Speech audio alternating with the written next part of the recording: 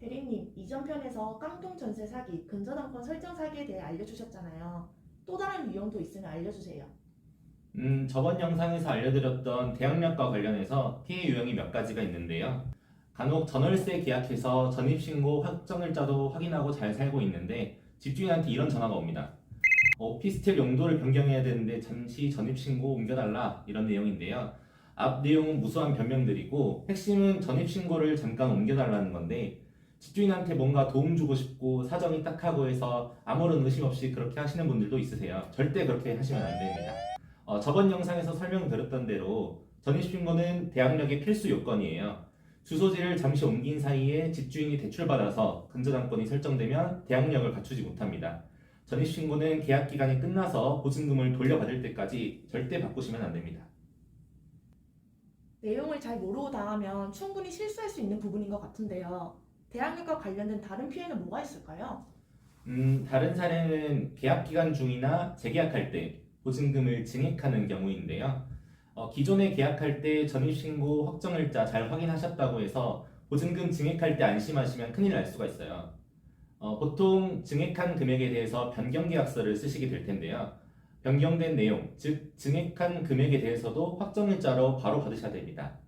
최초 계약 때와 마찬가지로 변경계약서 쓰실 때에도 당일에 등기상 증명서 꼭 확인하셔서 근저당권 설정 없는지도 보셔야 되고요. 임대인의 당일세 등 세금 체납 여부도 확인하셔야 합니다.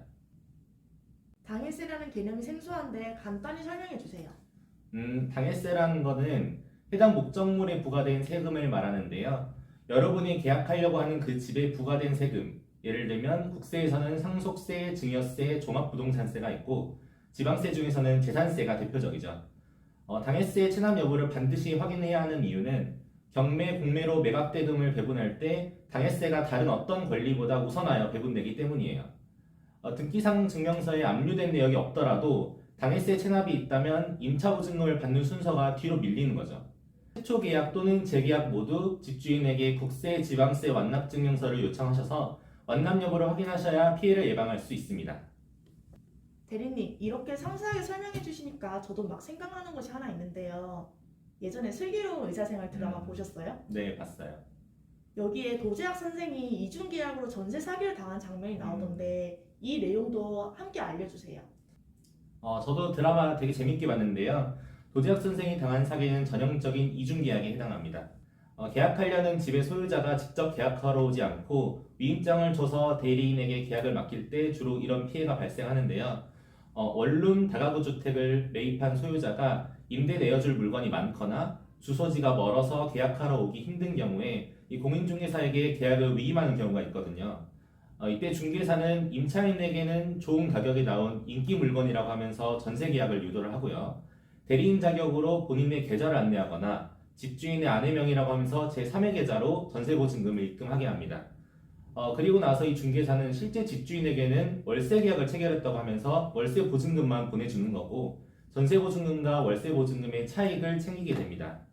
임차인은 전세 계약인 줄 알고 월세를 안 낼 것이고 월세가 들어오지 않아 이상함을 느낀 임대인은 월세 내라고 독촉하면서 이 사기 피해가 드러나게 되죠. 막상 제가 이런 상황을 겪으면 저도 속을 것 같아요. 예방하는 방법도 같이 알려주세요.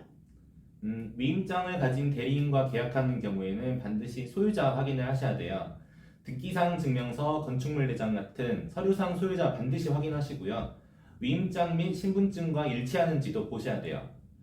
그리고 계약금, 잔금 보내실 때는 임대인 명의 통장으로만 보내셔야 되고 실제 계약할 때 그 자리에서 영상통화, 전화통화 하셔가지고 계약 내용 확인까지 하시는 것이 안전합니다. 대리인이 이런 부분들을 협조해주지 않는다면 의심하시고 계약하지 마세요. 이중계약 말고 한 집을 중복으로 계약하는 사기 유형도 있다고 들었어요. 네, 맞아요. 중복 계약도 사기의 한 유형인데요. 동일한 집을 2인, 3인의 세입자를 들여 중복으로 계약하는 형태입니다. 실제로 전입신고가 이루어지기 전까지 서로는 계약 내용을 확인할 수가 없고 전입세대 열람 내역서에도 확인이 불가능하기 때문에 속수무책으로 당할 수가 있어요. 중개인을 통하지 않는 지인 간 직거래에서 간혹 이런 경우가 발생하는데 중개 수수료를 아끼려고 하다가 큰 피해 입을 수 있으니 반드시 등록 확인된 공인중개사를 통해 계약하시고요. 전세보증보험 가입으로 보증금을 지킬 수단을 마련해 두셔야 됩니다. 전세보증보험 가입이 안 된다면 계약을 해지할 수 있도록 특약사항 설정하시는 것 잊으시면 안 됩니다. 깡통 전세 사기부터 중복 계약까지 다양한 전세 사기 피해에 대해 알려주셨는데 이렇게 많은 유형이 있다는 것이 너무 놀랍고 오랜 시간이 지나도 이런 피해가 계속 생기고 있다는 것이 제일 큰 문제 같아요.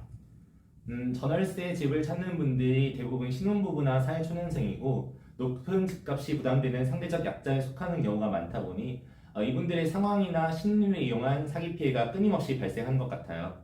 물론 이런 피해가 없도록 제도적으로도 보완돼야겠지만 내 돈은 내가 지켜야 한다는 사명감으로 제가 알려드린 내용 계약 전에 꼭 공부하셔서 사기 예방하셨으면 좋겠습니다. 대리님, 사실 우리가 여건이 제한적이다 보니 비교적 시세보다 싼 전세가 나오면 혹하고 좋은 조건을 자꾸 제시하면 의심이 되면서도 계약이 하고 싶어지잖아요. 내가 가진 조건으로 이보다 더 좋은 집을 못 구한다는 생각 때문에 그렇게 흔들리는 분들께 카메라 보고 단언 한마디 전해주세요. 의심되면 계약하지 마. 그리고 사기꾼들 가만 안 둬.